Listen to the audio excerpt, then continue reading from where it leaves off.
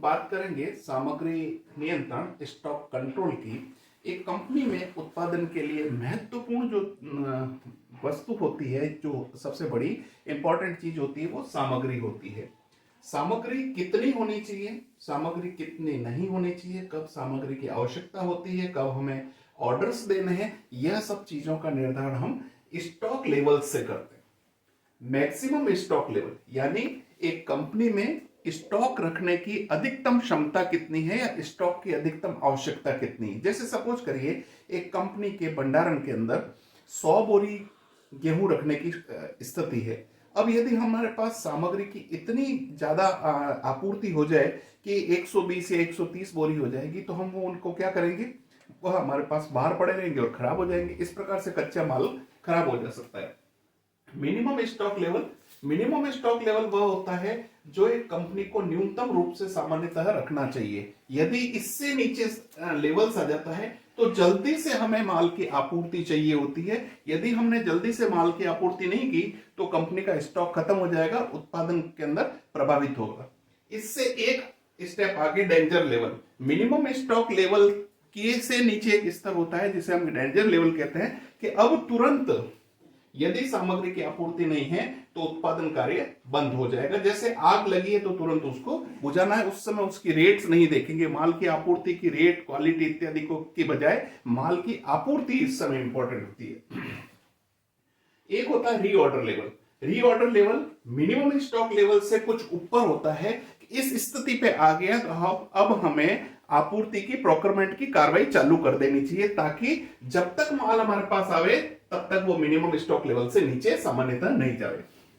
Average stock level, company के अंदर minimum stock level और मैक्सिमम स्टॉक लेवल का जो औसत स्तर होता है उसे हम स्टॉक एवरेज स्टॉक लेवल कहते हैं। और एक वर्ड है ईओक्यू, इसको कहीं कहीं हम रीऑर्डर क्वांटिटी भी कहते हैं।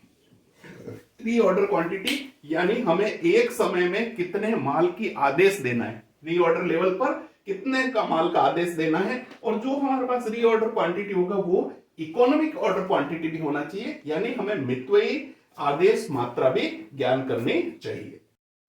तो जैसे ये मान के चलिए ये एक स्केल है, दैट इज 0% और ये हमारे पास में 100%। तो इस स्केल का 100% यानी मैक्सिमम स्टॉक लेवल, ये हमारे पास है मैक्सिमम स्टॉक लेवल। ओके, इस 0% से थोड़ा सा ऊपर जो कंपनी की आवश्यकता पर डिपेंड करता है, ये होगा हमारे पास डेंजर लेवल। यानी अब तो माल हमें चाहिए ही चाहिए, यदि अब माल नहीं रहा है तो तुरंत बंद हो जाएगा। जैसे हम यदि बात कहें कि गाड़ी हमारे पास है, मोटरसाइकिल है, उसमें एक रिजर्व का बटन होता है। रिजर्व के बटन के अंदर भी गाड़ी चल गई, काफी सारी चल गई, अब लग रहा है कि अब यदि पेट्रोल पंप पहुंचेगी या नहीं पहुंचेगी, तुरंत जो पहले व्यवस्था हो सकती है वहां से हमें उसके अंदर आपूर्ति करनी है। तो डेंजर लेवल का मतलब अब कभी भी उत्पादन बंद हो सकता है। तुरंत प्रभाव से हमें जिस भी दर पर हमें सामग्री की आपूर्ति हो उसको तुरंत हम उसको ले लें। उसके लिए ज्यादा हम रेट और क्वांटिटी पे ज्यादा हम फोकस नहीं करते हैं, उससे ज्यादा आपूर्ति पे डिस्कस करते हैं। इससे कुछ ऊपर ये हमारे पास मिनिमम स्टॉक लेवल,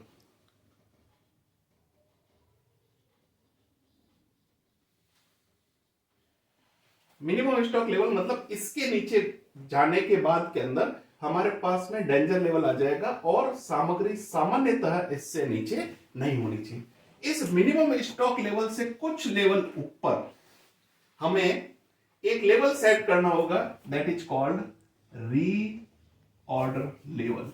यानी जब हमारे पास माल इस लेवल तक आ गया है, इससे माल धीरे धीरे नीचे की ओर जा रहा है, उससे पहले हमें यहां पर रीऑर्डर लेवल यानी माल के पुनः आपूर्ति की बात कर लेनी चाहिए। Average stock level, minimum stock level और मैक्सिमम स्टॉक लेवल को जोड़ के 2 का भाग दे देंगे, that is average stock level. Reorder level पे जब हम आदेश देंगे तो रीऑर्डर लेवल से माल इस प्रकार से नीचे जाएगा, उपयोग होता रहेगा। और यहां पर हमारे पास में न्यू ऑर्डर आ गया, जो हमारे पास ROQ रीऑर्डर क्वांटिटी या EOQ हमारे पास में है। ये आते ही सामग्री का स्तर वापस यहां पहुंच गया।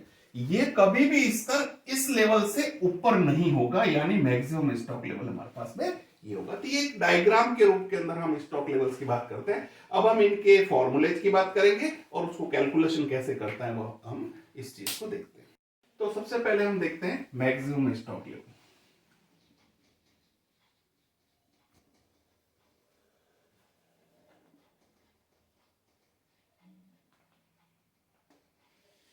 मैक्सिमम स्टॉक लेवल क्या होता है? Reorder level plus reorder quantity, इन दोनों को जोड़ दिया और इसमें से क्या घटाना है हमें? इसमें से काम घटाना है हमको minimum consumption rate.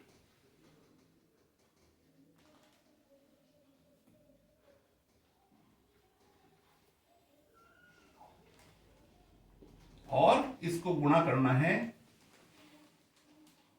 Minimum lead time.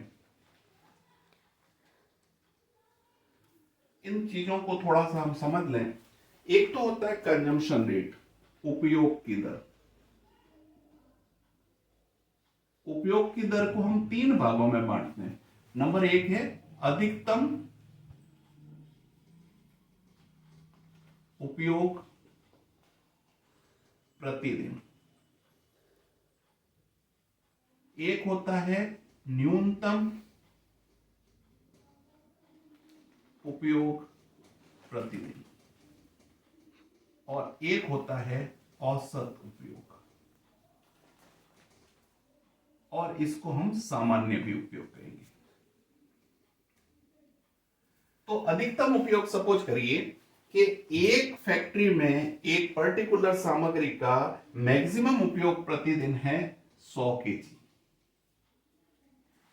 और मिनिमम उपयोग है हमारे पास में प्रतिदिन 50 किलोग्राम। तो औसत उपयोग कितना हो जाएगा? 100 प्लस 50/2 बराबर 75 केजी प्रतिदिन। इसी प्रकार से हम लीड टाइम यानी आपूर्ति समय की बात करेंगे। आपूर्ति समय, अधिकतम दिवस, अधिकतम अवधि, दूसरा न्यूनतम अवधि और औसत अवधि, औसत या सामान्य अवधि। अधिकतम अवधि सपोज करिए कि यहां है 10 दिन और न्यूनतम अवधि है हमारे पास 5 दिन या 6 दिन मान लें। तो औसत हो जाएगी 10 प्लस 6/2 बराबर 8 दिन। 8 दिन उसका औसत समय हो गया। यहां हमको क्या चाहिए? मिनिमम कंजम्पशन रेट, न्यूनतम उपयोग की दर है हमारे पास 50 और मिनिमम लीड टाइम है 6 दिन। रीऑर्डर लेवल जो अभी हमने एक डायग्राम बनाया था उसमें रीऑर्डर लेवल मैक्सिमम और मिनिमम के बीच में औसत स्टॉक लेवल के आसपास के अंदर या औसत से थोड़ा सा नीचे रीऑर्डर लेवल होगा। सपोज करिए रीऑर्डर लेवल हमारे पास है 1500 केजी और रीऑर्डर क्वांटिटी हमारे पास में 2000 केजी। 1500 और 2000 कितना हुआ? 3500 और इसमें से 300 घटा दिए यानी 3200 केजी। ये हमारे पास हो जाएगा मैक्सिमम स्टॉक लेवल। यानी अधिकतम वह हो सकता है कि जिस स्तर पर हमने आदेश दिया था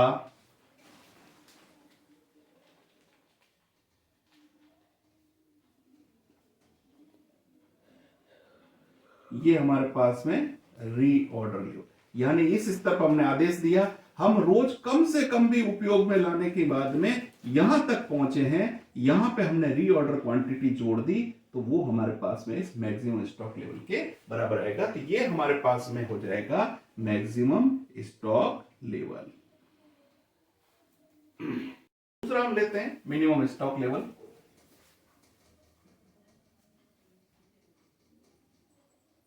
मिनिमम स्टॉक लेवल क्या होगा? इस रीऑर्डर लेवल से हम मैक्सिमम से मैक्सिमम कंज्यूम करेंगे तो यहां पे हमारे पास आ जाएगा क्या कहते हैं minimum stock level, average consumption rate,